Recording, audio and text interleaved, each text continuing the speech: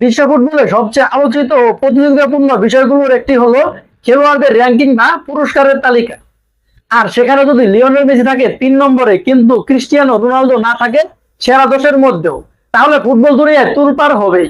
সম্প্রতি এক আন্তর্জাতিক ফুটবল সংস্থা বা ফিফা স্বীকৃত একটি ফুটবল ভিত্তিক সংস্থা তাদের সর্বশেষ র্যাঙ্কিং প্রকাশ করেছে, যেখানে মেসিকে রাখা হয়েছে 3য় স্থানে, অথচ রোনালদো নেই সেরা 10-এ।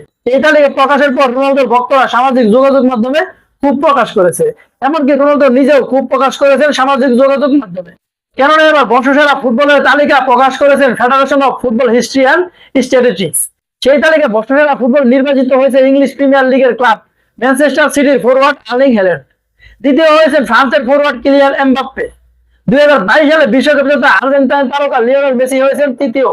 মেসিতে ফুটবল প্রেমীরা কিছুটা আশ্চর্য হলো, যেখানে একদম থেমে গেছে সেটা হলো তালিকার সেরা 10-এর মধ্যে রাখা হয়নি পর্তুগিজ তারকা ক্রিস্টিয়ানো রোনালদো। অথচ চলতি বছর তিনি সবচেয়ে বেশি গোল করেছেন।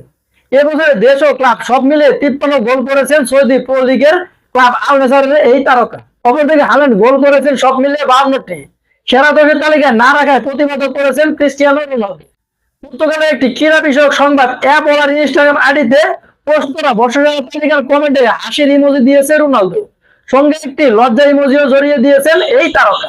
এর মাধ্যমে হয়তো নিজের ভেতরে জমা ক্ষোভের প্রকাশ করেছেন আল নাসরের এই তারকা। তালিকায় স্থান পাওয়া একমাত্র পর্তুগিজ তারকা হলেন বার্নার্দো সিলভা। তিনি 8ম স্থানে রয়েছেন, অথচ তালিকার প্রথম দিকে থাকার কথা ছিল রোনালদো। কিন্তু কি কারণে এমন ঘটনা ঘটলো সেটা এখনো জানা যায়নি।